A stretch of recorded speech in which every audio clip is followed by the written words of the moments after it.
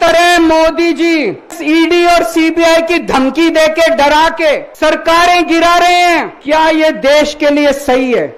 देश भर में सबसे भ्रष्टाचारी नेताओं को मोदी जी ने अपनी पार्टी में शामिल करवा लिया। प्रश्न है मोहन भागवत जी से, जिस तरह मोदी जी देश भर में लालच देके या ईडी और सीबीआई की धमकी देके डरा के दूसरी पार्टी के नेताओं को तोड़ रहे हैं, पार्टियां तोड़ रहे हैं, सरकारें गिरा रहे हैं, क्या यह देश के लिए सही है? मैं मोहन भागवत जी से पूछना चाहता हूं, क्या आप नहीं मानते कि यह भारतीय जनतंत्र के लिए हानिकारक है? पूछना चाहिए कि नहीं पूछना चाहिए मोहन भागवत जी से? मेरा दूसरा प्रश्न है उनसे, देश भर में सबसे भ्रष्टाचारी नेताओं को मोदी जी ने अपनी पार्टी में शामिल करवा लिया। जिन नेताओं को कुछ दिन पहले मोदी जी ने खुद सबसे भ्रष्टाचारी बोला, जिन नेताओं को अमित शाह जी ने खुद भ्रष्टाचारी बोला, कुछ दिन के बाद उनको बीजेपी में शामिल करा लिया। मैं मोहन भागवत जी से पूछना चाहता हूं, क्या इस प्रकार की राजनीति से आप सहमत हो? क्या आपने कभी ऐसी बीजेपी की कल्पना की थी? पूछना चाहिए कि नहीं पूछना चाहिए मोहन भागवत जी से?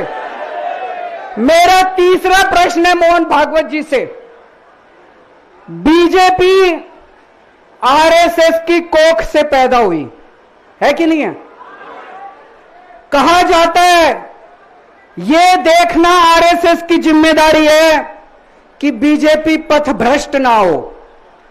मैं मोहन भागवत जी से पूछना चाहता हूं, क्या आप आज की बीजेपी के इन कदमों से सहमत हैं?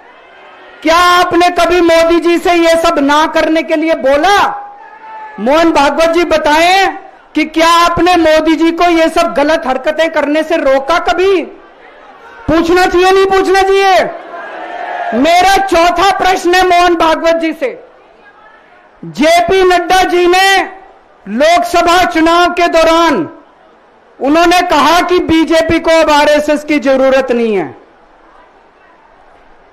आरएसएस बीजेपी की मां समान है कि नहीं है? क्या बेटा इतना बड़ा हो गया कि मां को आंखें दिखाने लग गया?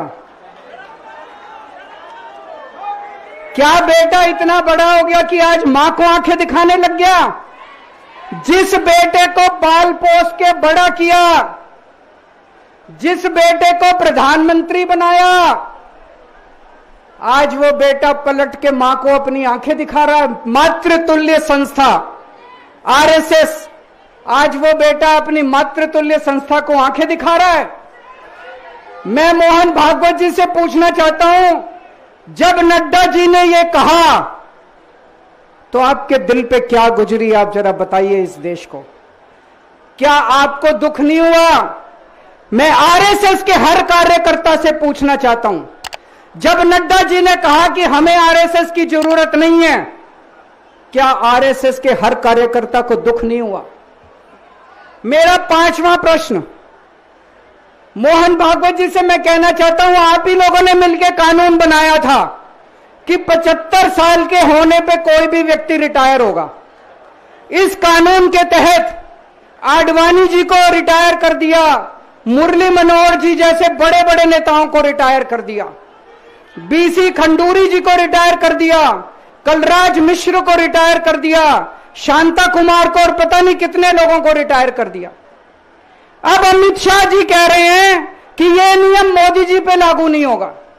तो मैं मोहन भागवत जी से पूछना चाहता हूं, क्या आप इससे सहमत हो कि जो नियम आडवाणी जी पे लागू हुआ वो मोदी जी पे लागू नहीं होना चाहिए? आप ये पूछना चाहते हैं कि नहीं पूछना चाहते? पूरा देश आज मोहन भागवत जी से ये प्रश्न पूछना चाहता है। एक और बात रखना चाहता हूं मैं, प्रश्न के रूप में नहीं है। आज हमारे देश के अंदर शिक्षा व्यवस्था का बहुत बुरा हाल है।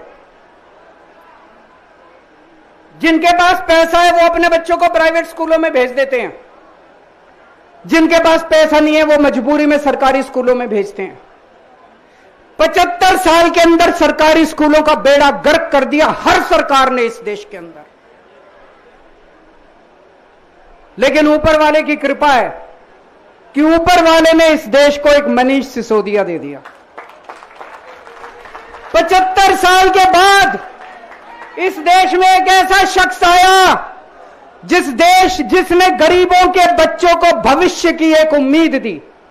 एक रिक्शे वाले का बेटा, मजदूर का बेटा, किसान का बेटा, जिसे कोई उम्मीद ही नहीं बची थी कि मेरे बच्चे बड़े होकर कुछ बन सकते हैं, आज उनके बच्चों को अच्छी शिक्षा देकर मनीष सिसोदिया ने उनको उम्मीद दी है। ऐसे मनीष सिसोदिया को प्रधानमंत्री मोदी जी ने 2 साल जेल में रखा। मनीष सिसोदिया की जिंदगी उसकी अपनी जिंदगी नहीं है। मनीष सिसोदिया की जिंदगी देश की जिंदगी है। मनीष सिसोदिया का एक एक जिंदगी का पल इस देश का पल है। ये 2 साल मनीष सिसोदिया के खराब नहीं हुए, ये 2 साल इस देश के खराब हुए हैं। अगर आज मनीष सिसोदिया जेल के बाहर होता, न जाने कितने और नए स्कूल बनते, न जाने कितने बच्चों को शिक्षा मिलती। तो मैं मोहन भागवत जी से भी पूछना चाहता हूं कि क्या आरएसएस इस किस्म की हरकतों से सहमत है? ये सारे प्रश्न आज मैंने मोहन भागवत जी के सामने रखे हैं। मैं उम्मीद करता हूं कि वो इन प्रश्नों के जवाब देंगे। और ये प्रश्न केवल मोहन भागवत जी के लिए नहीं है। इस देश से प्यार करने वाले हर शख्स, इस देश के हर देशभक्त को, भारत माता की पूजा करने वाले भारत माता के हर सपूत को मैं ये प्रश्न पूछना चाहता हूं।